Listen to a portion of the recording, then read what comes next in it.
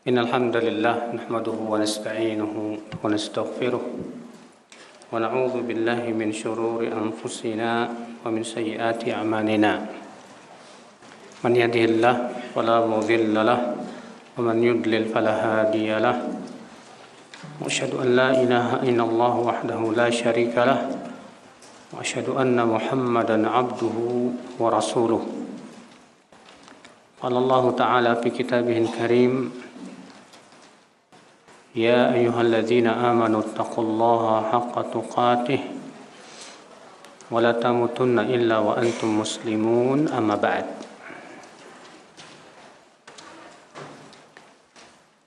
Kita lanjutkan ayol ikhwah. Terakhir hadis berapa ya? Hah? 882.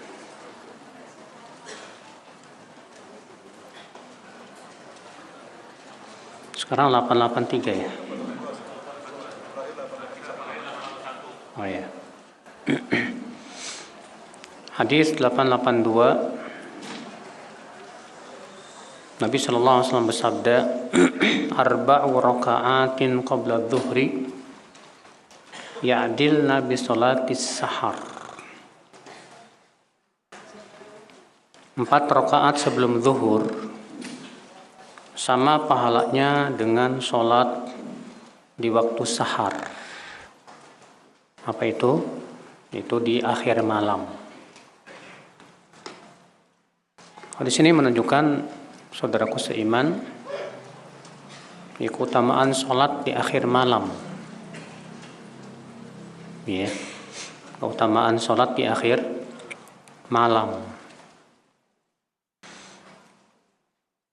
Dan itu menunjukkan akan keagungannya.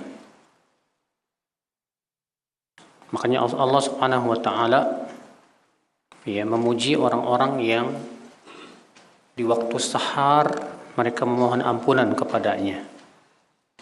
Ya. Allah berfirman, "Wabil asharihum yastaghfirun."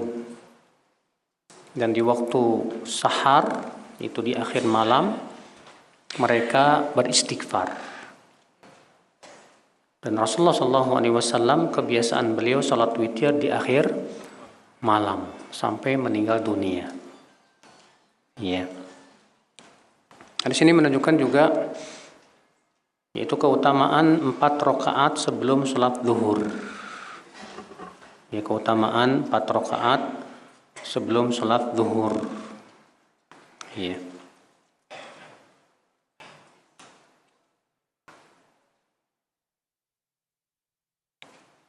Hadis berikutnya, hadis 883.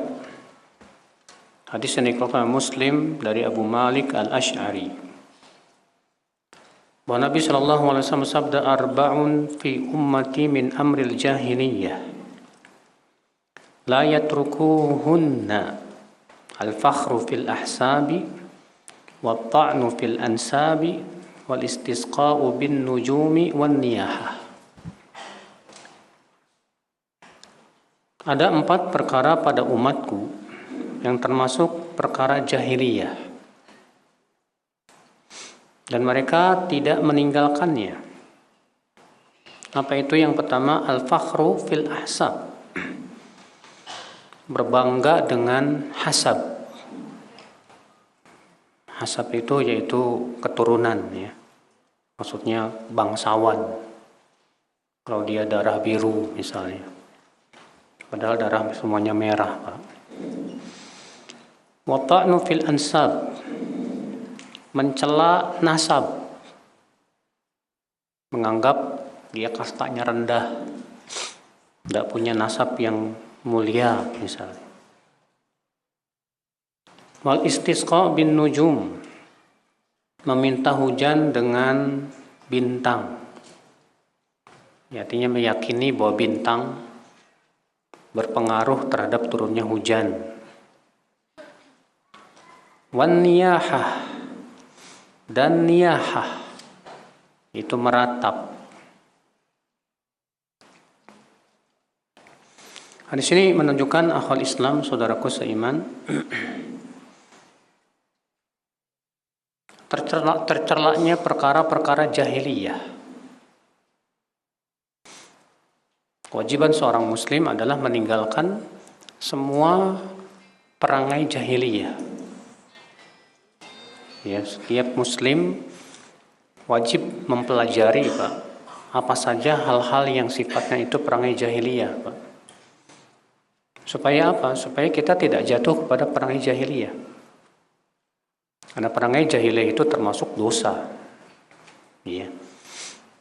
Nah, di sini Nabi SAW mengabarkan ada perangai-perangai jahiliyah yang akan terus ada pada umat Islam. Apa itu? Yang pertama, berbangga-bangga dengan apa? Ya, keturunan. Kalau dia merasa ningrat lah, raden lah, ya, dia keturunannya bangsawan lah, dan yang lainnya. Padahal di sisi Allah tidak ada manfaatnya sama sekali, Pak. Antum keturunan Nabi, tapi kalau nggak beriman, percuma. Iya. Makanya hatta Rasulullah SAW tidak bisa membantu pamannya Abu Lahab, Abu Jahal yang nggak beriman. Ya, padahal beliau pamannya Rasulullah SAW. Rasulullah bahkan bersabda kepada Fatimah, ya Fatimah binta Muhammad, salimi mali ma syi'ti la ughni anki minallahi syai'a. Wahai Fatimah bintu Muhammad, silakan kamu minta harta yang kamu mau. Aku tidak bisa menolong kamu dari azab Allah sedikit pun. Kalau kamu tidak beriman, ya. Makanya yang dilihat oleh Allah itu, Pak, bukan Anda keturunan siapa. Tapi yang dilihat oleh Allah itu, kamu beriman gak sama Allah? Mentauhidkan Allah tidak? Itu yang dilihat oleh Allah. Allah berfirman, inna akramakum indallahi atqakum. Sesungguhnya yang paling mulia di antara kalian di sisi Allah adalah yang paling bertakwa. Ya, yang paling bertakwa. Kemudian yang kedua, yaitu mencela nasab. Ini merupakan perangai jahiliyah. Merendahkan, meremehkan orang lain hanya karena dia bukan keturunan Arab. Banyak ya orang-orang Arab sampai detik ini meremehkan selain Arab. Memang kita akui secara jenis bangsa Arab itu lebih baik daripada selain Arab. Jenis ya. Contoh misalnya ayam. Ada ayam buras, ada ayam apa lagi? Bangkok. Ya. Nah, dari jenis-jenis ayam ini yang paling bagus apa, Pak? Ayam Bangkok. Ya. Manusia pun sama. Ada yang Arab, ada yang ya macam-macam. Nah, dari jenis-jenis manusia yang paling bagus apa? Arab. Tapi apakah berarti kemudian orang Arab boleh meremehkan ya selain Arab karena tidak punya keturunan yang mulia? Tidak boleh. Ini termasuk perangai jahiliyah. Ya. Tapi masih ada sampai sekarang. Ya, masih ada seperti itu. Kemudian yang ketiga, yaitu meminta hujan melalui bintang. Dengan keyakinan bahwa bintang itu berpengaruh terhadap turunnya hujan. Kalau dia punya keyakinan bahwa bintang yang menurunkan hujan, jelas ini syirik besar. Ya, atau punya keyakinan bahwa bintang berpengaruh terhadap turunnya hujan, ini juga termasuk syirik. Karena bintang tidak bisa sama sekali menurunkan hujan dan tidak ada hubungannya hujan dengan bintang. Ya. Tapi kalau misalnya, Pak, bintang itu hanya sebatas dijadikan sebagai tanda aja. Biasanya munculnya bintang ini pertanda akan musim hujan. hanya sebatas tanda saja, maka yang seperti ini boleh. Tapi tidak ada keyakinan bahwa hujan ini, bintang ini punya pengaruh. Ya, tidak. Karena yang menurunkan hujan siapa? Allah Subhanahu wa taala. Yang memberikan rezeki siapa? Allah Subhanahu wa taala. Makanya ya, bintang fungsinya untuk apa? Allah berfirman, wa bin najmi hum yahtadun. Dengan bintang mereka bisa mendapatkan petunjuk jalan, ya, petunjuk kiblat dan yang lainnya. Kemudian yang keempat yaitu niyahah. Apa itu niyahah? Itu meratap. Ya. Meratap. Dan ini meratap masih dilakukan sampai hari ini masih. Sebagian wanita menjerit-jerit, menjambak-jambak rambutnya, nggak ridho dengan ya kematian ayahnya atau suaminya atau anaknya dan yang lainnya. Pokoknya dia nggak ridho dengan ketentuan Allah Subhanahu wa taala. Iya. Hadis 884 sama juga. Hadis yang diriwayatkan Imam Ahmad dalam musnadnya, Tirmidzi dari hadis Abu Hurairah. Wa Rasulullah SAW sabda, arba'un fi ummati min amril jahiliyah lam yada'hunnan nas at-ta'nu fil ansabi wan niyahatu 'alal mayyiti wal anwa'u mutirna binau'i kadza wa kadza wal i'da'u jarba ba'irin fa ajraba mi'at ba'ir faman ajraba al ba'ir al awwal. Ada 4 perangai dalam umatku yang termasuk perangai jahiliyah dan orang-orang tidak meninggalkannya. Apa itu? Yang pertama, mencela nasab, dan sudah kita sebutkan tadi. Yang kedua, wan niyahatu 'alal mayyit, meratapi mayat. Meratapi apa? Mayat. Yang ketiga, wal anwa, yaitu bintang-bintang. Maksudnya apa? Mutirna binau'i kadza wa kadza. Kita dihujani ya karena bintang ini dan itu. Kita dihujani karena bintang ini dan itu. Artinya meyakini ya bahwa bintang-bintang ini berpengaruh terhadap turunnya apa? Hujan. Ini termasuk perkara jahiliyah. Wal i'da. Yang keempat termasuk perkara jahiliyah, yaitu meyakini adanya penyakit menular. Maksudnya bagaimana? Maksudnya menular dengan sendirinya tanpa izin Allah. Jaraba ba'irun fa ajraba mi'at, ya. Juriba ba'irun fa ajraba mi'at ba'ir. Seseorang berkata, unta sakit, lalu ia menularkan ke 100 ekor unta. Faman ajrabal ba'irul awal, padahal siapa yang memberikan penyakit kepada unta yang pertama? Ya, tentu Allah. Jadi akal Islam, ini yang keempat ini, yang tidak ada di hadis sebelumnya. Itu meyakini adanya penyakit menular dengan sendirinya. Ya. Karena apa? Tidak boleh kita meyakini penyakit itu menular dengan sendirinya tanpa izin dari Allah. Semua penyakit menular itu dengan izin dari Allah. Iya.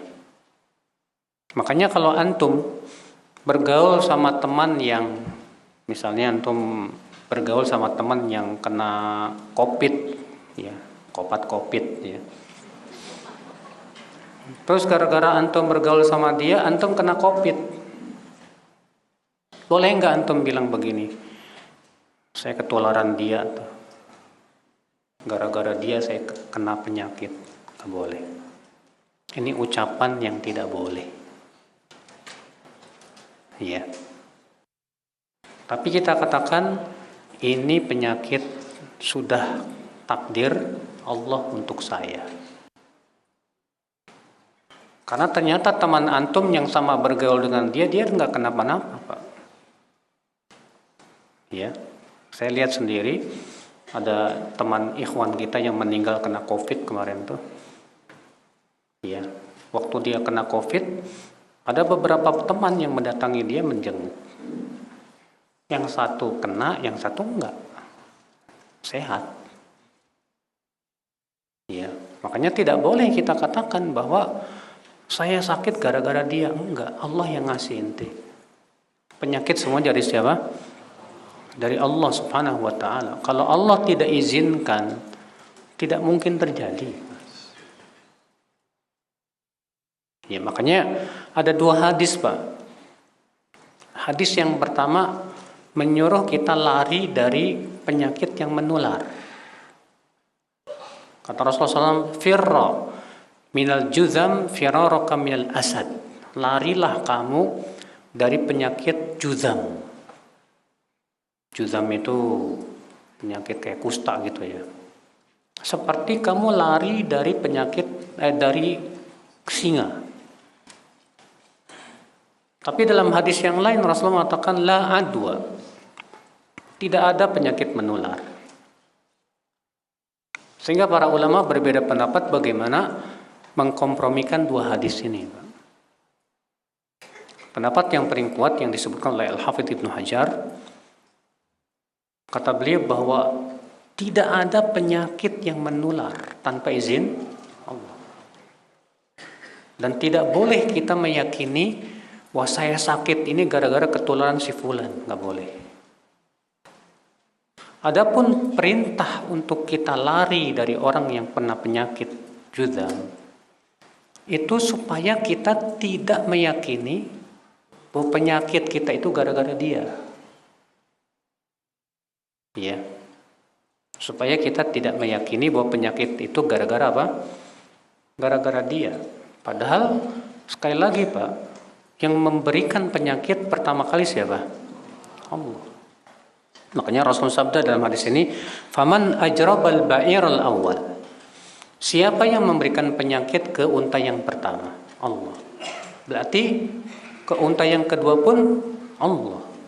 Yang ketiga pun Allah. Semua dengan izin Allah Subhanahu wa ta'ala.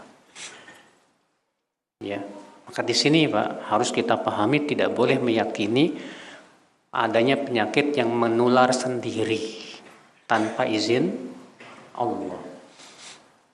Saya pernah berobat, waktu itu saya batuk-batuk ya. Berobat ke dokter paru-paru. Lalu saya tanya sama dokter itu,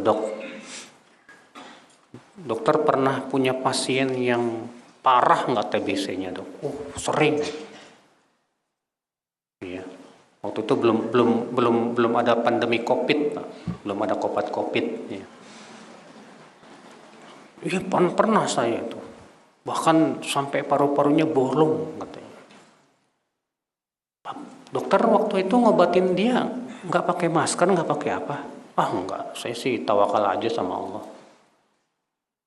Kalaulah penyakit itu, Pak, menular dengan sendirinya, harusnya yang pertama kali kena siapa? Ya si dokter. Iya tidak? Iya. Iya. Tapi ternyata Allah tidak izinkan untuk menular ke si dokter tersebut. Iya. Nah ini saudaraku, jadi wajib kita imani itu. Tapi bukan berarti kita ya saya mau gaul sama orang yang kena penyakit menular. Kita katakan enggak, jangan. Karena Nabi yang menyuruh kita untuk apa? Menjauhinya. Iya. Supaya kamu ya tidak terkena syubhat di hati kamu bahwa kamu sakit gara-gara dia. Nah itu masih ada, Pak. Sampai hari ini pun masih ada. Kita kalau gaul sama teman yang kena pilek, besoknya kita peluk lagi kena pilek. Kita sering ngomong gitu. gara-gara gaul sama dia saya jadi gini. Nah, ini seperti ini termasuk perkara jahiliyah, Pak. Wajib diyakini bahwa tidak akan menular kecuali dengan izin Allah. Maka kita katakan ini penyakit memang sudah Allah izinkan untuk saya kena. Sudah saya sabar. Sehingga kita tidak menyalahkan orang yang kena apa? Penyakit yang pertama tadi. Iya. Faedah selanjutnya 885. Hadis yang diriwayatkan Abu Daud, Tirmidzi dalam Syama'il dan Ibnu Khuzaimah dari Abu Ayyub. Wah Nabi SAW bersabda, arba'un qabla adh-dhuhri laysa fihinna taslimun tuftahu lahunna abwabus sama. Ada empat perangai atau 4 rakaat ya, sebelum zuhur yang tidak ada padanya salam. Maksudnya tidak diselangi oleh salam, tapi salamnya terakhir doang. Itu bisa dibukakan untuknya pintu-pintu langit. Iya. Maksudnya 4 rakaat sebelum zuhur terus menerus, Pak. Baru kemudian salamnya di akhir. Akan tetapi Syekh Albani rahimahullah dalam takhrij beliau terhadap Sunan Abu Daud, beliau menjelaskan secara lebih terperinci tentang hadis ini. Beliau mengatakan bahwa tambahan laisa fihinna taslim, tidak ada padanya salam, ini termasuk tambahan yang lemah. Ini termasuk tambahan yang apa? Yang lemah. Ya. Di mana tambahan ini, ikhwatul Islam, saudaraku seiman, ada bersendirian padanya seorang perawi yang lemah, saya lupa namanya. Sehingga pada waktu itu tambahan ini tidak bisa dijadikan hujah. Jadi yang sahih adalah tanpa tambahan ini. Itu arba'un qabla adh-dhuhri, 4 rakaat sebelum apa? Zuhur. Yang dibukakan untuk mereka pintu-pintu langit. Hadis ini menunjukkan akhul Islam keutamaan 4 rakaat sebelum zuhur. Iya. Dan bahwasanya keutamaannya agung. Dan dalam riwayat yang lain disebutkan bahwa waktu zawal, waktu saat matahari tergelincir itu waktu dibukanya pintu-pintu langit, Masya Allah. Maka sholat 4 rakaat pada waktu itu, Masya Allah, keutamaannya besar di sisi Allah Subhanahu wa Ta'ala. Bagaimana tata caranya? Karena hadis ini lemah tambahannya, itu disebutkan tidak ada padanya apa? Salam.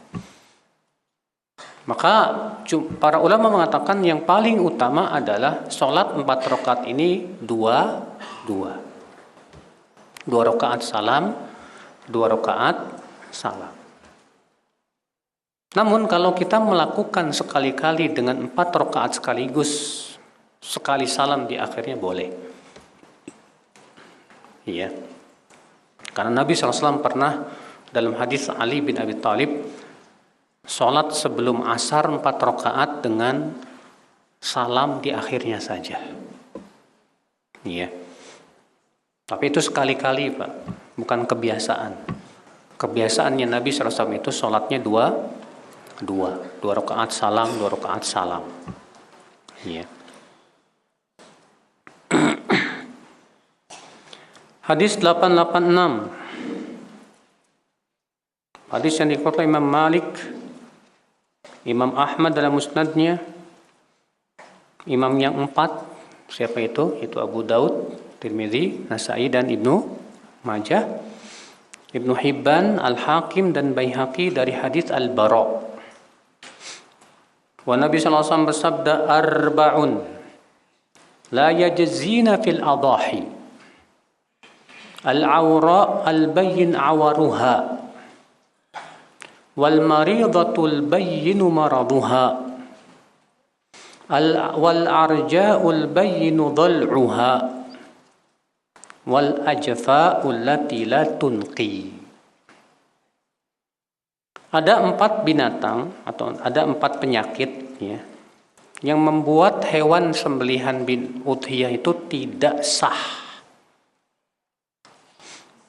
Apa itu? Yang pertama, yang buta dan jelas terlihat butanya. Al-awra itu artinya yang pecak sebelah, Pak. Ya. Yang sangat terlihat jelas ya pecaknya itu. Dan yang sakit dan tampak jelas sakitnya. Dan yang pincang, yang tampak jelas ya tulangnya atau pincangnya itu. Dan yang sangat kurus, yang hampir-hampir tidak bisa berdiri gara-gara kurusnya itu. Iya. Hadis ini menunjukkan Bapak dan Ibu sekalian, ini 4 perkara yang menyebabkan hewan kurban kita itu enggak sah. Ya. Nabi hanya mengatakan 4 saja. Yang pertama tadi, yang pecak sebelah, yang sangat kelihatan banget. Berarti pemahaman kebalikan dari hadis ini ya Bapak. Pemahaman kebalikan dari hadis ini, kalau nggak kelihatan, ya sah, tidak apa-apa. Karena di sini Nabi SAW menyebutkan syaratnya. Syaratnya itu kelihatan jelas. Berarti kalau nggak kelihatan, nggak jelas, nggak masalah. Kemudian yang sakit, yang kelihatan sakitnya. Adapun kalau nggak kelihatan, sah. Kemudian yang pincang, yang kelihatan pincangnya. Ya. Kemudian yang sangat kurus. Nah, ini semua tidak diterima dalam hewan kurban. Nah, gimana kalau misalnya begini? Kita udah beli nih kambing. Kemudian setelah kita simpan, sehari sebelum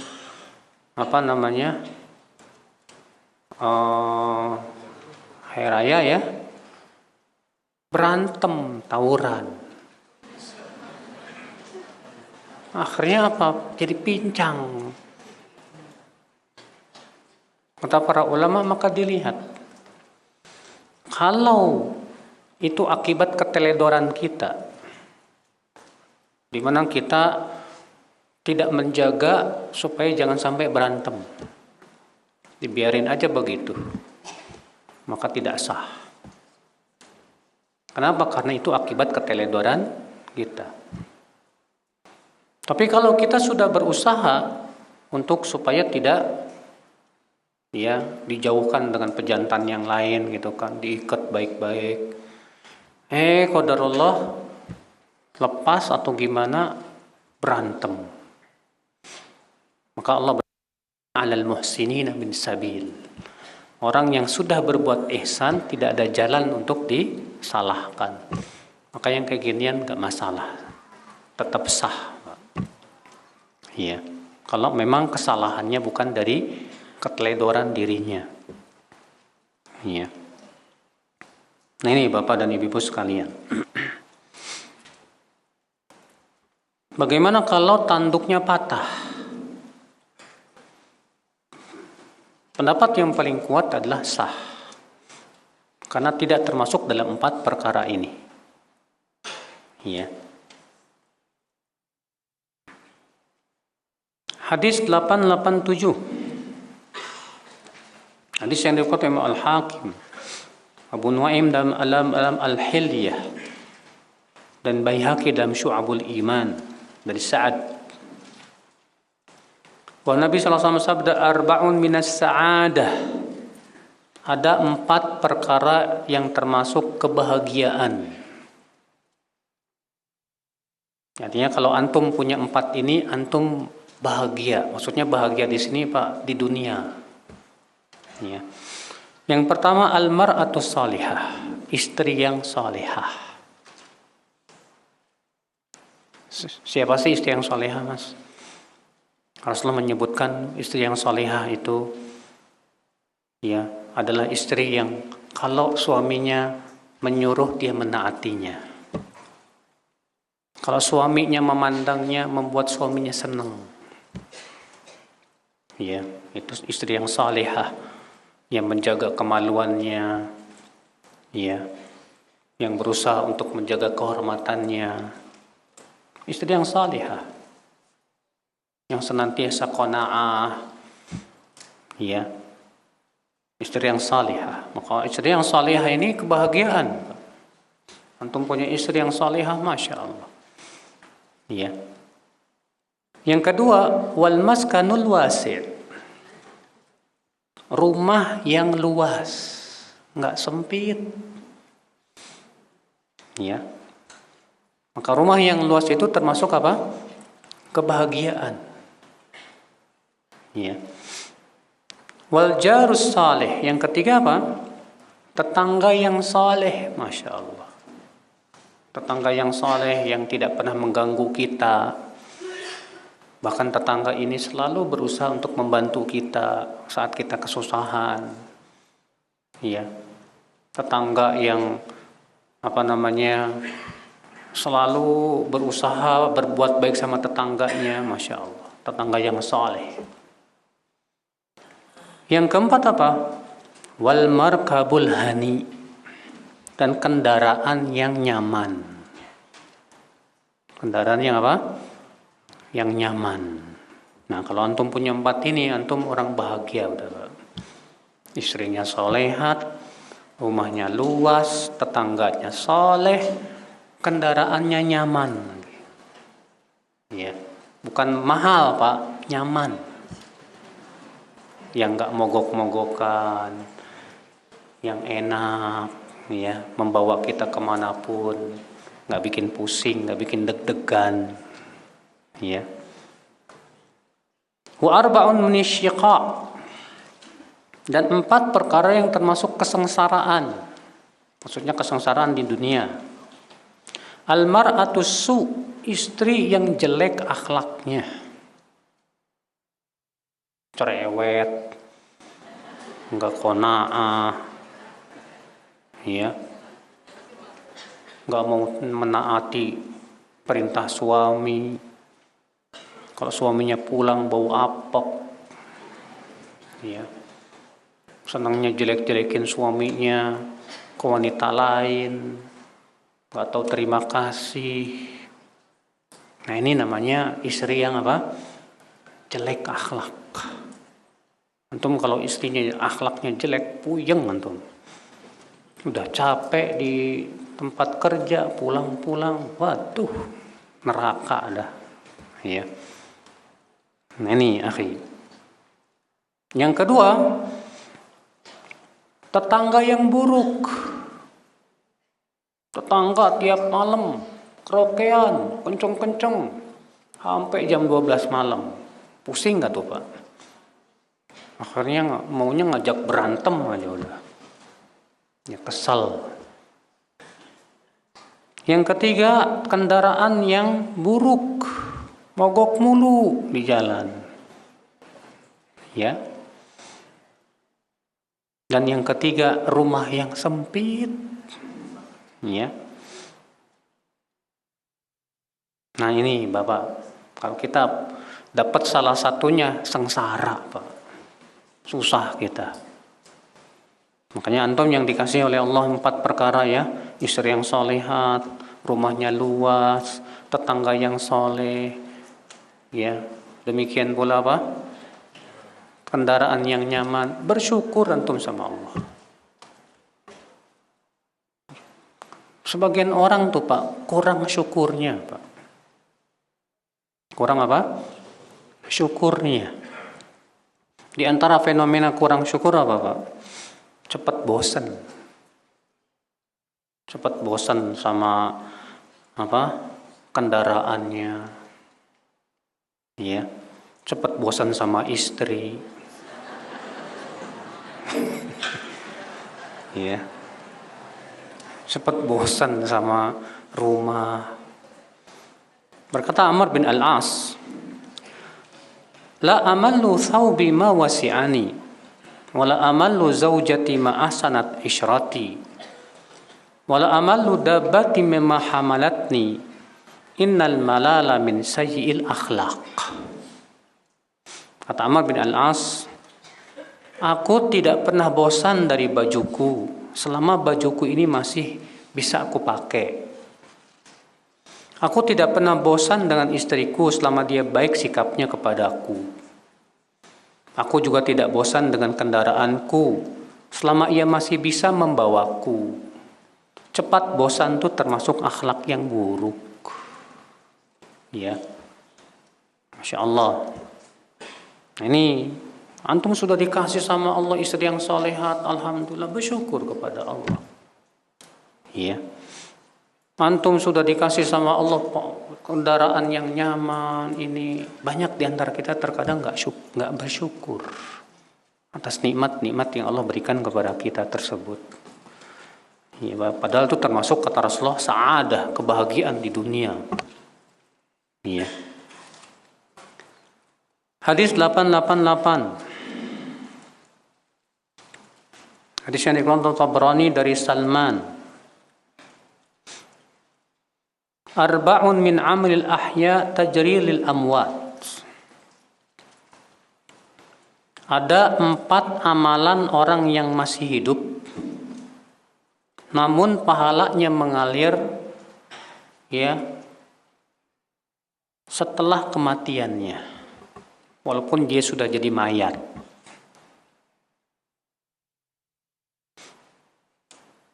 Ada 4 perkara dari orang hidup, tapi pahalanya bisa mengalir untuk yang sudah meninggal dunia.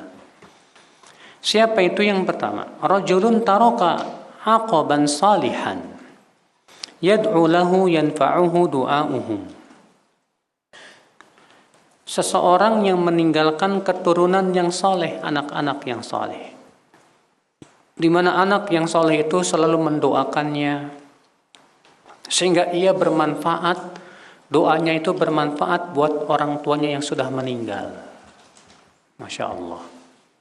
Antum punya anak soleh, itu lebih baik Pak daripada punya anak yang sudah jadi orang. Padahal memang orang gitu Pak, bukan monyet. Cuman kan terkadang orang nganggap kalau udah kaya raya, sukses, wah udah jadi orang dah gitu Pak. Banyak di antara kita pengen anaknya itu sukses dunia, tapi nggak mikirin apa agamanya. Sekolahkan sekolah-sekolah bonafit, ya. Disekolahkan sekolah-sekolah luar negeri, ke Amerika, ke Australia. Tapi apa yang terjadi? Pemikirannya rusak, Pak. Akidahnya liberal. Apa yang mau dibanggain sih Pak dari anak seperti itu? Di hari kiamat nggak ada manfaatnya. Justru kita akan mendapatkan sanksi dari Allah atas perbuatan kita. Makanya yang kita pikirkan dari anak-anak kita itu apa Pak? Agamanya. Lihat Nabi Yakub. Nabi Yakub ketika mau meninggal dikumpulkan anak-anaknya. Apa pertanyaan Nabi Yakub kepada anak-anaknya, Pak? Apa kata Nabi Yakub? Ma ta'buduna min ba'di. Hai anak-anakku, apa yang kalian akan ibadahi setelahku, hai anak-anakku? Lihat. Beliau tidak mengatakan ma ta'kuluna min ba'di. Apa yang akan kamu makan setelahku, nak? Ya. Karena namanya rezeki sudah ditanggung oleh siapa? Allah. Yang dipikirkan oleh Nabi Yakub kepada anak-anaknya, bagaimana nasib akidahnya, agamanya. Itu yang harusnya kita pikirkan, Pak. Iya. Adapun masalah dunia, rezeki udah tanggung sama Allah, nggak usah khawatir. Yang penting gimana anak saya ini mentauhidkan Allah. Gimana anak saya nggak rusak akidahnya? Ya. Nah ini saudaraku sekalian, itu yang akan bermanfaat, Pak. Kalau anak kita soleh, dia selalu mendoakan kita setelah kita meninggal dunia, alhamdulillah. Ya. Tapi kalau anak bapak sukses jadi orang kaya, lupa sama orang tua, dia nggak pernah mendoakan orang tuanya, nggak ada manfaat.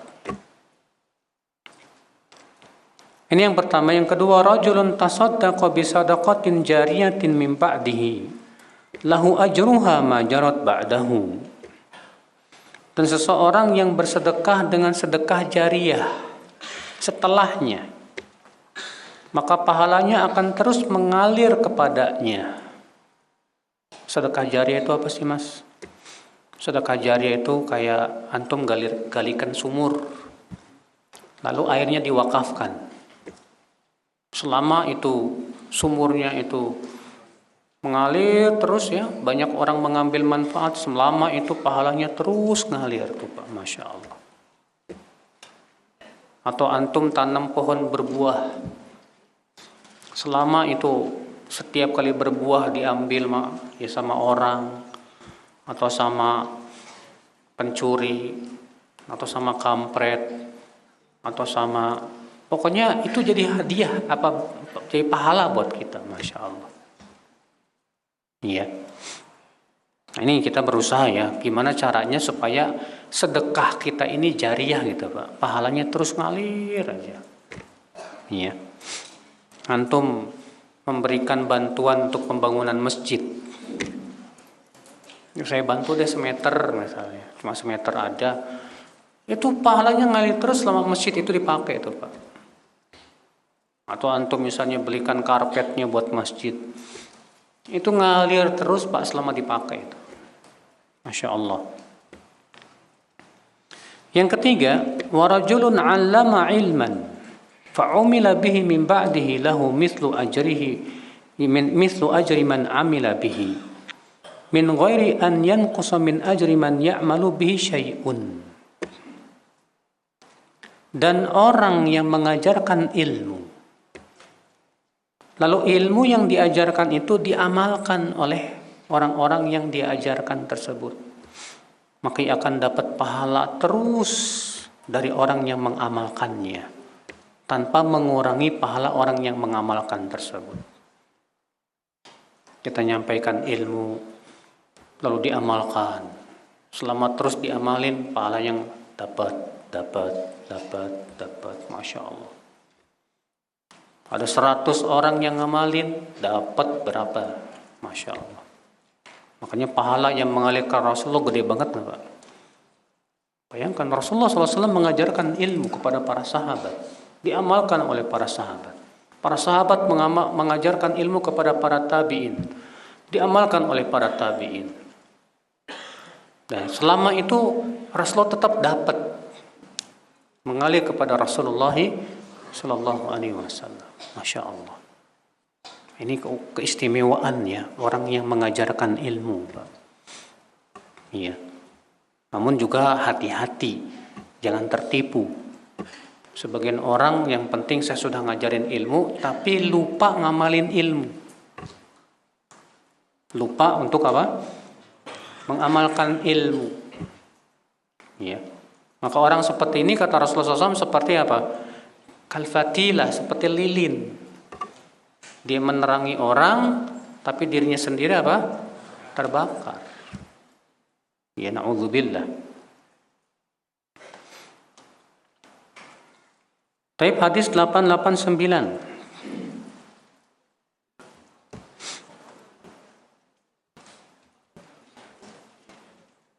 Kenapa?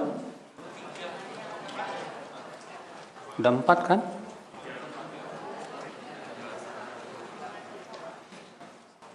Hadisnya cuma sampai situ gimana ya?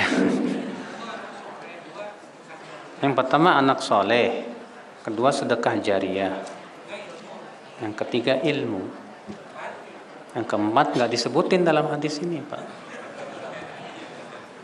Ya, nggak disebutin dalam hadis ini. Iya.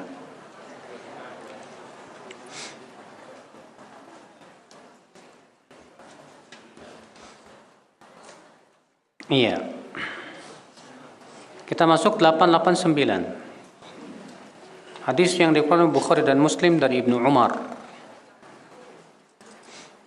Bahwa Rasulullah SAW sabda, arba'un man kunna fihi kana munafiqan khalisa. Ada 4 perangai. Siapa yang 4 perangai ini ada pada seseorang, maka ia munafik yang murni. Wa man kanat fihi khaslatun minhunna kanat fihi khaslatun minan nifaqi hatta yada'aha. Dan siapa yang ada padanya salah satu dari perangai ini, maka berarti dia ada padanya salah satu perangai kemunafikan sampai dia tinggalkan.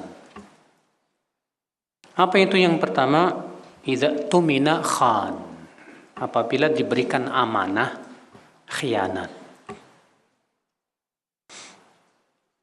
Iya.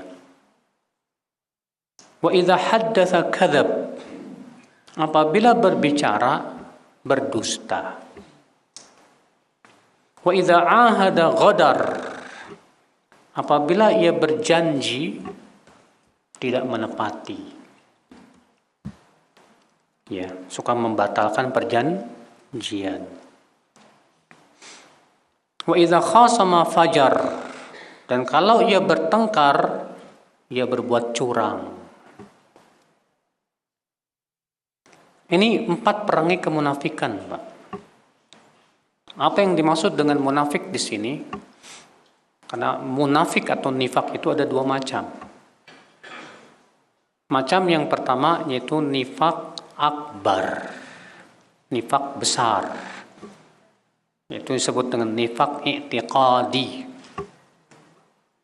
Apa itu? Yaitu orang yang memperlihatkan keimanan dan menyembunyikan kekafiran. Orang yang memperlihatkan apa? Keimanan dan menyembunyikan apa? Kekafiran. Ya. Yang kedua, nifak asgor. Nifak kecil. Atau disebut dengan nifak amali. Nifak apa? Amali. Yaitu semua perangai-perangai dan perbuatan orang munafik. Maka itu disebut dengan nifak apa? Amali. Nah sekarang mana yang boleh kita sebut pelakunya sebagai munafik? Yang boleh kita sebut pelakunya sebagai munafik yaitu yang pertama, yaitu nifak akbar. Adapun nifak asgor, maka pelakunya tidak boleh kita sebut munafik. Selama dia muslim, dia beriman kepada Allah, dia sholat, gara-gara dia suka berdusta, kita katakan munafik ente. Nggak boleh. Iya. Kita hanya boleh mengatakan kamu ada dirimu perangai kemunafikan. Pelakunya fasik namanya, Pak. Pelakunya apa? Fasik. Pelaku dosa besar. Iya. Ikhwatul Islam, saudaraku seiman. Nah, di sini Nabi SAW menyebutkan perangai-perangai kemunafikan. Di mana orang-orang munafik di zaman Nabi SAW, ya, punya perangai-perangai yang terlihat, Pak. Dan hakikat munafik itu kan tadi memperlihatkan sesuatu yang tidak sesuai dengan yang ada di hatinya, gitu kan. Orang munafik itu memperlihatkan keimanan tapi menyembunyikan apa? Kekafiran. Nah, apa perangai-perangai ini? Ini yang harus kita hindari, jangan sampai ada. Para sahabat dahulu, Pak, paling takut kena penyakit munafik. Muhammad bin Al-Munkadir berkata, adraktu 30 sahabiyan. Aku bertemu dengan 30 sahabat.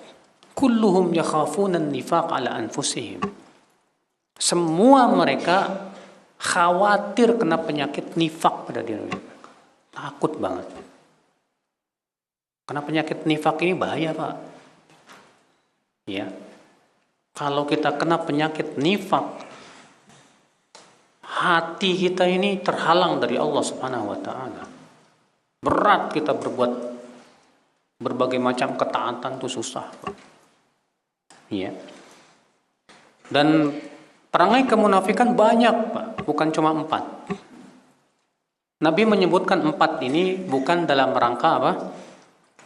Membatasi. Walaupun sebetulnya dalam ilmu usul fikih ya, penyebutan angka itu pada asalnya menunjukkan pembatasan. Kecuali ada indikasi atau dalil yang menunjukkan bahwa itu bukan pembatasan. Nah, hadis ini mengatakan 4 perangai. Tapi setelah kita cari dalam Al-Quran, ternyata banyak perangai-perangai orang munafik itu, Pak, yang Allah ceritakan dalam Al-Quran. Bukan cuma 4, lebih. Lalu kenapa Nabi mengatakan 4? 4 perkara ini artinya yang sering kali tampak dari orang munafik. Apa itu yang pertama? Apabila diberikan amanah, khianat. Amanah apa yang dimaksud di sini? Di antaranya titipan. Antum dititipi sama temen apa? Barang. Ah, boleh saya nitip nggak? Iya. Dititipin. Tahu-tahu ngaku itu barangnya. Padahal bukan. Iya. Namanya khianat itu. Demikian pula amanah, contohnya apa, Pak? Antum, misalnya teman antum bilang ke antum, tolong sampaikan salam ya buat si Anu, yang rumahnya kan dekat sama antum ya. Iya, insya Allah saya akan sampaikan. Enggak disampai-sampein, berarti antum khianat. Karena ini namanya titipan, nitip salam, tolong sampaikan salam buat dia. Kalau memang antum merasa sulit untuk menyampaikannya, lebih baik antum jangan terima. Maaf, saya kayaknya nggak bisa nih nyampein, Mas, karena rumahnya jauh banget rumah saya dan jarang ketemu juga sama dia. Iya. Daripada antum bilang, oh iya nanti saya sampaikan, nggak disampai-sampaiin. Ini termasuk perangai kemunafikan. Masuk apa? Makna khianat itu, Pak. Contoh khianat apa lagi, Pak? Antum misalnya teman datang ke antum. Iya. Ana mau ngasih tahu sama antum, tapi mohon maaf ya, ini rahasia. Tolong jangan disampaikan ke orang lain. Udah kasih tahu, antum ngomong ke teman-teman, maaf ya, ini rahasia ya, jangan tolong. Jadi rahasia umum. Maka ini khain, pengkhianat. Maka kalau ada orang yang minta bicara dengan kita 4 mata, itu sudah amanah, Pak. Bisa nggak saya bicara sama antum 4 mata? Iya, itu sudah amanah. Jangan sampai dibocorin ke orang lain. Hatta sama istri nggak boleh. Kita kan terkadang suka begitu, ya. Tapi mohon maaf ya, ini amanah ya. Ini rahasia. Rahasia kok disampaikan gitu loh, Mas. Pakai muqaddimah lagi, Allah musta'an. Ini termasuk khianat, Pak. Ya. Demikian pula antum berteman sama teman antum udah lama, masya Allah akrab. Tapi di belakang dia antum ya menggibah. Khianat itu dalam pertemanan, Pak. Dia sudah percaya banget sama antum, sudah lama berteman, tahu-tahu menikam dari belakang. Khianat itu. Iya. Banyak sekali, Pak, macam-macam amanah yang harus kita perhatikan dalam hidup kita ini. Iya, seorang istri sudah percaya sama suaminya. Ya. Mengkhianati siapa? istrinya alias selingkuh. Ya. Atau sebaliknya, suami sudah percaya banget sama istrinya, malah khianat. Banyak, Pak. Apalagi yang paling berat itu masalah apa? Kepemimpinan, Pak. Kepemimpinan itu adalah amanat yang sangat apa? Berat dan sangat besar. Terus disia-siakan, itu khianat itu, Pak. Iya. Yang kedua, apabila berbicara dusta. Kalau ngomong dia berdusta. Ini sifat orang munafik ini, Pak. Orang beriman tidak mau berdusta. Beriman itu, orang yang beriman itu jujur ucapannya, Pak. Namun Nabi SAW mengizinkan dusta dalam 3 perkara. Kata Rasulullah, la kadhiba illa fi thalath. Tidak boleh berdusta kecuali dalam apa? 3 perkara. Yang pertama, seorang suami berdusta terhadap istrinya. Tapi ingat, Pak, dusta yang dimaksud di sini kata para ulama, dusta yang menimbulkan cinta. Bukan dusta yang menimbulkan suudzon. Ya, maksudnya dusta yang menimbulkan cinta gimana? Contoh misalnya istrinya beliin sepatu buat antum. Mas, ini hadiah dari saya. Ya, bagus kan, Mas? Antum sebetulnya nggak suka sama sepatu itu. Tapi antum harus berdusta. Bagus banget, mah, Masya Allah. Kamu pinter milih. Ya. Supaya apa? Supaya menjaga hati istri. Supaya terjaga hubungan. Ya. Justru kalau jujur saat itu malah berantem, nggak bagus. Nah seperti ini, dusta seperti ini boleh. Adapun dusta, mah mau ke sana ya, mau ke rumah temen, bukan ke rumah temen, malah ya selingkuh misalnya. Ketahuan sama istrinya, wah istrinya ngambek-ngambek, nggak percaya lagi udah. Ini namanya dusta yang haram.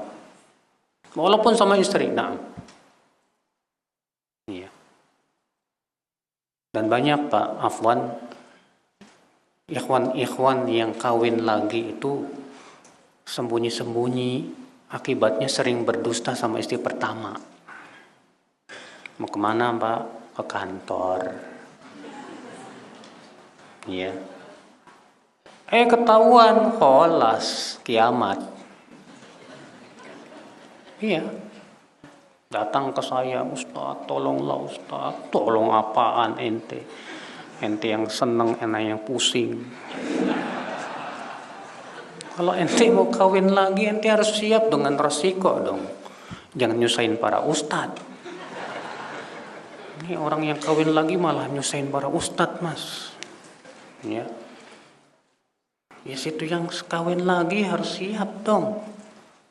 Nah, itulah, Pak, kenyataan seringkali terjadi. Akhirnya mau tidak mau harus dusta terus. Sampai kapan? Ya sampai istri saya menerima. Kapan nerimanya? Sampai hari kiamat gak bakal terima. Kalau ente mau kawin lagi, didik istri ente supaya bisa terima. Ya. Itu namanya ente tidak memenuhi syarat. Karena Allah mengatakan fa in khiftum alla ta'dilu, jika kalian khawatir tidak bisa adil, cukup satu. Dan kenyataannya antum takut. Iya. Nah ini saudaraku. Nah ini akhi, dusta. Yang kedua kata Rasulullah SAW, berdusta di medan perang. Boleh. Yang ketiga kata Nabi, dusta untuk mendamaikan 2 muslim yang bertengkar. Boleh. Teman antum 2 orang bertengkar nih, gimana nih caranya supaya dua-duanya damai? Antum datang ke si A. Tahu nggak? Kemarin si B itu muji-muji kamu loh. Dia bilang katanya kamu tuh sebetulnya bagus. Antum datang ke si B, begitu juga. Padahal enggak gitu kan. Akhirnya gara-gara kita berdusta, akhirnya mereka apa? Diakur. Nah, ini Masya Allah boleh, karena maslahat ya, maslahatnya lebih besar daripada mudarat apa? Dustanya. Ya. Kemudian perangai kemunafikan yang lainnya apa? Apabila berjanji tidak menepati. Wa idza wa'ada akhlaf, wa idza 'ahada ghadar. Seorang muslim, Pak, kalau sudah berjanji dia akan berusaha tepati. Karena janji itu berat di sisi Allah Subhanahu wa taala. Ya. Maka wajib antum tepati. Banyak di antara kita terkadang orang tua nih janji sama anaknya, ya nanti Dek, janji bapak mau beliin mobil buat kamu, mobil-mobilan buat kamu. Gak dibeli-beliin. Padahal udah bilang ke anaknya, janji bapak mau beliin mobil-mobilan buat kamu. Gak dibeli-beliin. Itu namanya apa, Pak? Mengajarkan anak dengan perangai kemunafikan, tuh, Pak. Iya. Sudah antum melakukan perangai kemunafikan, tidak menepati janji. Udah gitu antum mengajarkan anak dengan sesuatu yang tercela. Iya. Wa idza khasama fajar, kalau bertengkar curang dia. Segala cara dia lakukan supaya lawan sengketanya kalah. Iya. Walaupun dengan menyuap hakim dan berbagai macam cara yang curang, tidak sesuai dengan syariat. Ya, ini perangai orang munafik ini, Pak. Na'udzubillah, jangan sampai kita punya salah satu perangai ini, Pak. Kalau ada, segera kita istighfar. Segera kita taubat kepada Allah Subhanahu wa taala. Baik, saya kira cukup. Kita buka tanya jawab.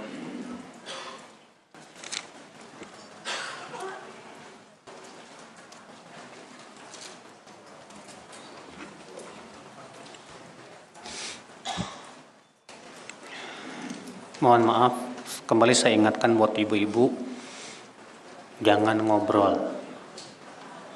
Selama tanya jawab, tetap mendengarkan baik-baik.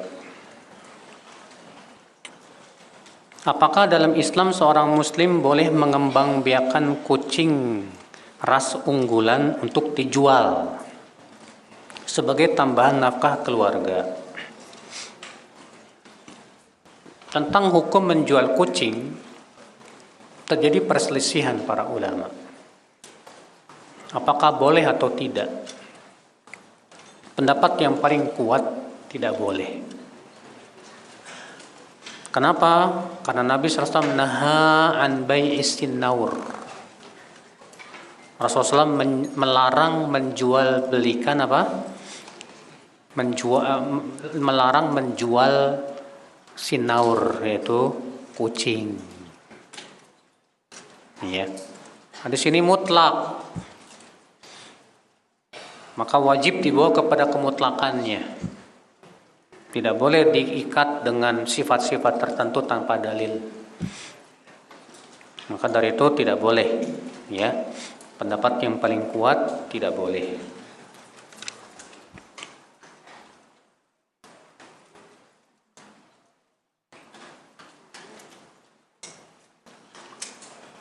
Mengadakan acara keluarga untuk mendoakan anggota keluarga yang sudah meninggal dunia, diikuti dengan makan-makan bersama dan sedekah makanan untuk tetangga, ini gimana? Ini justru yang disebut oleh Imam Syafi'i itu.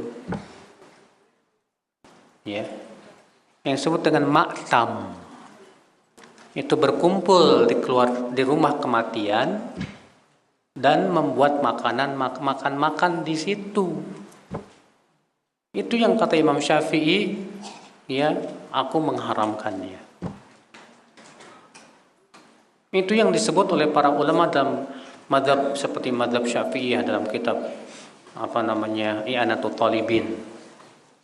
Ya. Demikian pula dalam hampir setiap madhab, 4 madhab ini kita dapatkan mereka mengingkari ini, Pak. Kumpul-kumpul di keluarga kematian dan makan-makan di situ. Iya.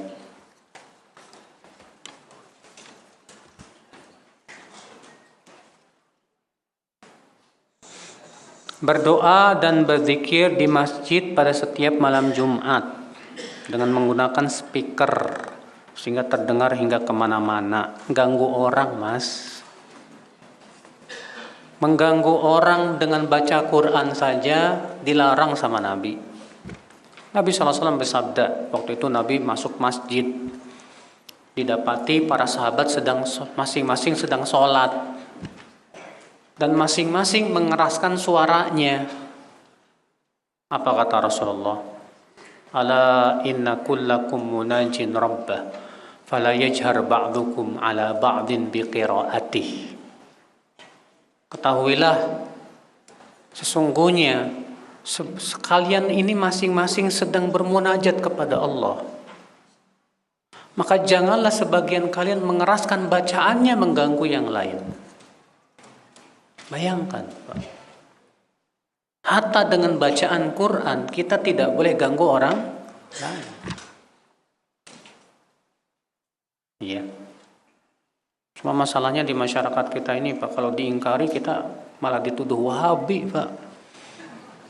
Oh, dasar kamu Wahabi. Iya. Kamu benci zikir ya. Siapa yang membenci zikir? Yang kita ingkari adalah mengganggu orang banyak dengan speaker itu.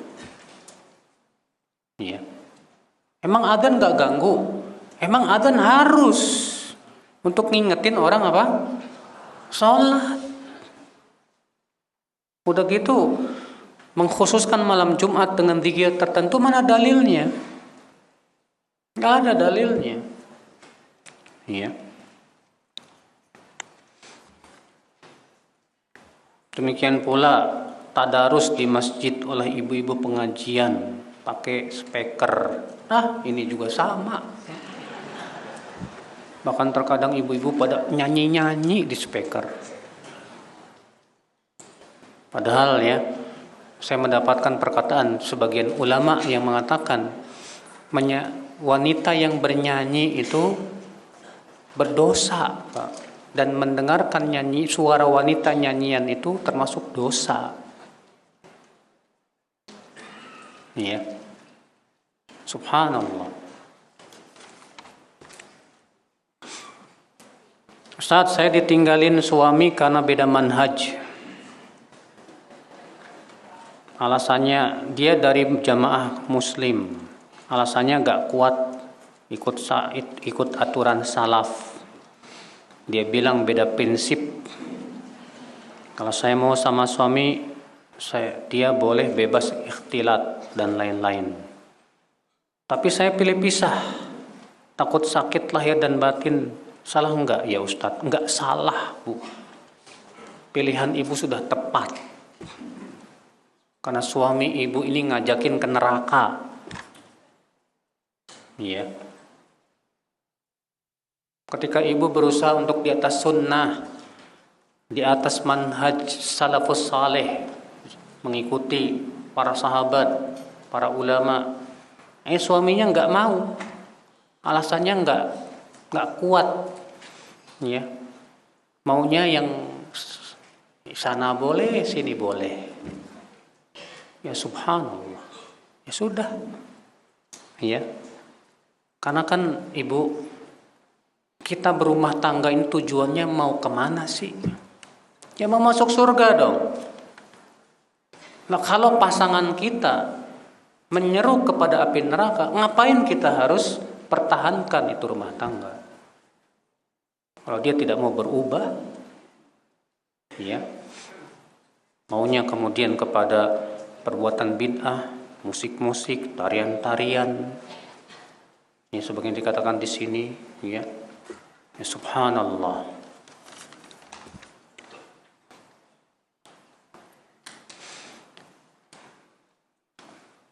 Bagaimana kalau istrinya solehat, tapi suaminya nggak soleh, nggak sholat, nggak menafkahi keluarga?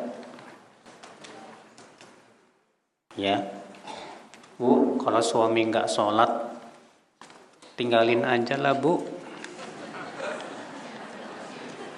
Urus segera perceraian di pengadilan tuh, Bu. Iblis aja disuruh sujud sama Allah masih mau, Bu. Iblis tuh nggak maunya sujud kepada siapa? Ini sujud sama Allah nggak mau, nih sombong banget nih makhluk ini. Syekh Utsaimin ketika ditanya tentang kalau suami yang nggak sholat, kata Syekh Utsaimin apa? Wajib pisah. Wajib apa? Wajib pisah. Iya. Apa kebaikannya suami yang tidak sholat? Allah nggak ada kebaikannya. Iya. Sudah gitu nggak mau nafkahin lagi. Sementara itu hak ibu. Ngapain ibu sabar sama suami kayak gituan? Iya. Kalau suaminya soleh, kemudian karena dia perekonomiannya lagi jatuh, sehingga sulit, ibu sabar nggak masalah. Ini udah nggak ngasih nafkah, nggak sholat lagi, la ilaha illallah. Ya, kalau istilahnya orang Arab, ahasyafan wa dunakila. Apakah kamu mau menggabungkan dua keburukan dalam hidupmu? Ya, kita pengen masuk surga, semua kita pengen masuk surga. Rumah tangga kita itu pengen menjadi rumah tangga yang bisa memasukkan kita ke surga. Tapi kalau pasangan kita nggak mau masuk surga, maunya masuk neraka, ngapain? Ya. Kalau kita share hadis yang sahih yang didapat dari grup kajian, boleh nggak Ustadz?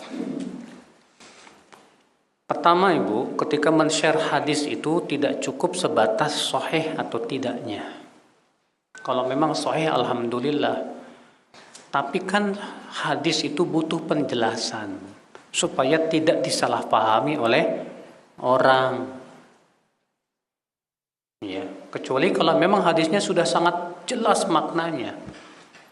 Tapi kalau hadis itu ya perkara-perkara yang ternyata hadis itu banyak mengandung kesamaran, harus kita sertakan penjelasan dari para ulama apa yang dimaksud dan faidah-faidah yang bisa kita petik dari hadis tersebut. Sehingga pada waktu itu ya kita pun menyampaikan ilmunya itu benar-benar sempurna ya dan bisa dipertanggungjawabkan. Ada berapa jumlah sholat qobliyah dalam 5 waktu? Qobliyah subuh, qobliyah zuhur, ya. Adapun qobliyah asar ada. Tapi itu bukan rawatib yang dilanggengkan. Qobliyah maghrib ada. Tapi itu pun juga tidak termasuk apa? Sunnah rawatib yang dilanggengkan. Iya. Karena pertanyaannya tentang qobliyah ya. Saya sering kali lupa rakaat sholat. Mohon pencerahannya. Biasanya kalau lupa, pikirannya kemana-mana. Biasanya begitu, ya. Kenapa bisa lupa? Mikir ke kuliner, mikir ke kantor, mikir ke makanan. Akhirnya saya sudah berapa rakaat ini ya. Tapi kalau kita fokus, insya Allah sih nggak lupa.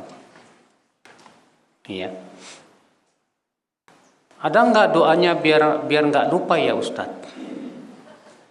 Nggak ada doa, saya belum dapat hadisnya Bu, supaya kita nggak lupa.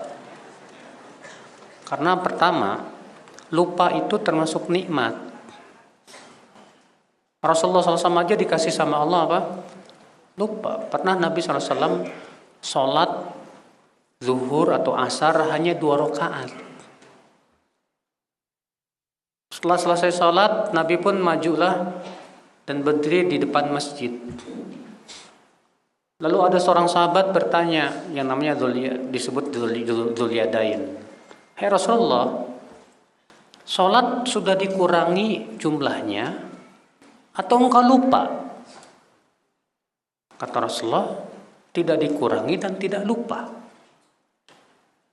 Kata Dzuliyadain, bala nasita ya Rasulullah. Engkau lupa ya Rasulullah. Maka Rasulullah bertanya kepada makmum yang lain, di situ ada Abu Bakar dan Umar. Asadaqa Dzuliyadain? Apa benar Dzuliyadain? Maka mereka semua mengangguk. Iya. Maka Rasulullah pun kemudian menambah 2 rakaat. Kemudian sujud sahwi setelah salam. Ya, sujud sahwi setelah salam. Nah ini Rasulullah jawab pernah lupa, Pak. Dalam riwayat Abu Daud, Rasulullah pernah sholat zuhur asar 5 rakaat kelebihan. Kelebihan jadi 5 rakaat.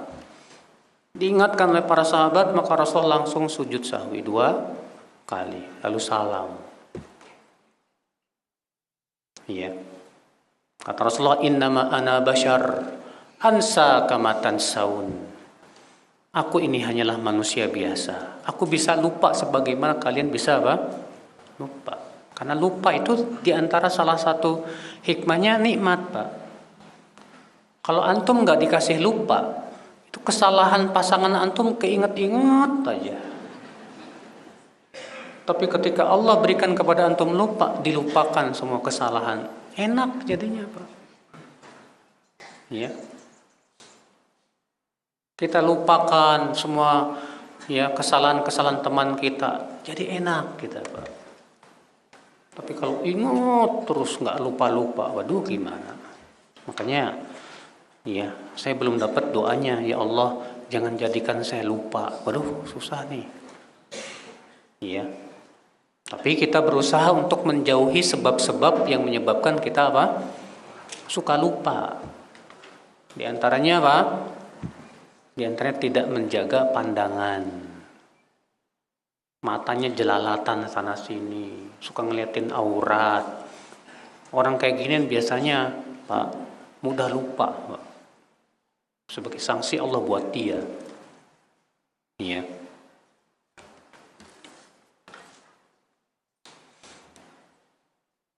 Niat sholat itu harus diucapkan atau cukup dalam hati? Cukup dalam hati, Mas. Tidak pernah kita mendengar sekalipun Rasulullah mengeraskan niat sholatnya, Pak. Tidak pula para sahabat, tidak pula para tabi'in, tidak pula para tabi'ut tabi'in. Dan niat dengan ijma' para ulama tempatnya di mana? Di hati. Iya. Bahkan ketika Rasulullah mengajarkan seorang sahabat yang sholatnya itu cepat banget ya.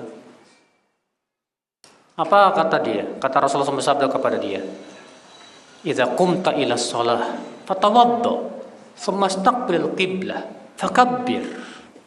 Kalau kamu mau sholat, berwudulah, lalu menghadaplah ke kiblat, lalu takbirlah.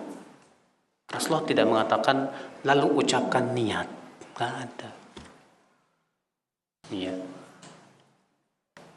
Jadi mengucapkan niat tidak harus dalam sholat tidak ada tuntunannya dari Rasulullah SAW, tidak pula dari para sahabat, tidak pula dari para tabiin, tidak pula dari tabi'ut tabiin. Bahkan tuh nyusahin, Pak.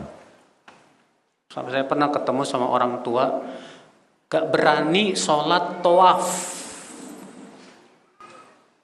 Saya tanya kenapa Pak gak mau sholat tawaf? Belum apal niatnya. Subhanallah, Pak, cukup niat di hati, Bapak mau sholat tawaf sudah selesai. Islam itu mudah. Iya, mudah Islam itu.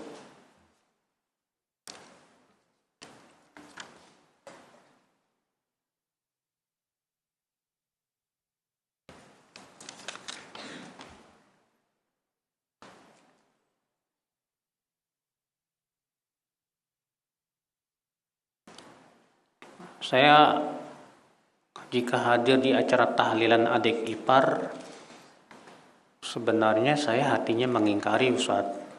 Cuman karena saya kasihan sama adik. Kok kasihan sama adik? Kasihan sama adik itu dengan cara menjelaskan. Dek, saya kasihan sama kamu. Gimana Kak? Itu tahlilan itu gak ada tuntunannya, Dek. Itu baru kasihan. Ya, jelaskan. Bawakan perkataan para ulamanya dan yang lainnya supaya dia tidak jatuh kepada apa? Perkara bid'ah dalam agama. Ya.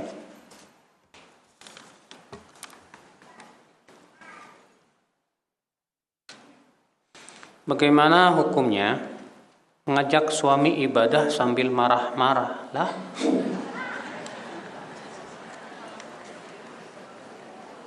tentu ini cara yang tidak hikmah. Cara yang tidak apa? Hikmah. Semua orang kalau diajak kepada kebaikan tapi dengan caranya marah-marah, nggak bakal mau, Pak.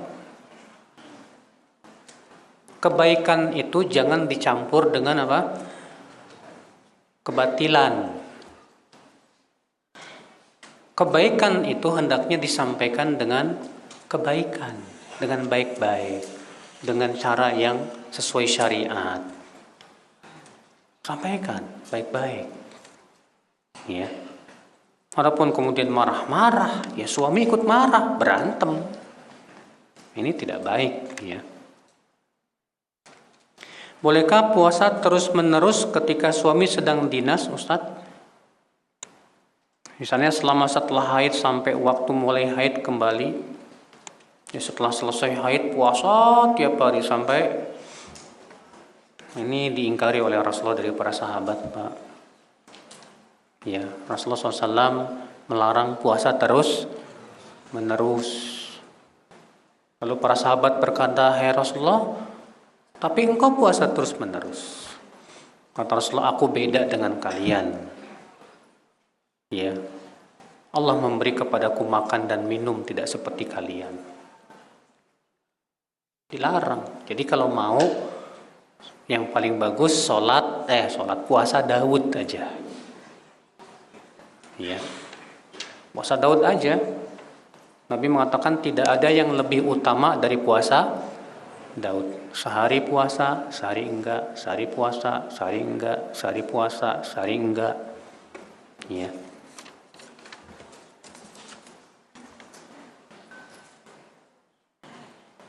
Ketika mengqadha salat witir di waktu duha, bolehkah membaca doa witir? Tentunya, Pak, sesuatu yang disunahkan saat di salat witir, lalu kemudian enggak sempat lalu kita qadha, maka tetap disunahkan pun saat diqadha. Jadi kalau misalnya kita saat qadha pakai kunut witir, boleh, enggak masalah, silahkan. Tapi itu hukumnya sunnah. Ya. Demikian, semoga yang saya sampaikan bermanfaat, yang benar semuanya dari Allah, yang salah dari kekurangan ilmu saya dan dari syaitan. Mohon maaf bila ada kata-kata yang tak berkenan. Subhanakallah bihamdik, asyhadu an la ilaha illa ant, astaghfiruka wa atubu ilaik. Assalamualaikum warahmatullahi wabarakatuh.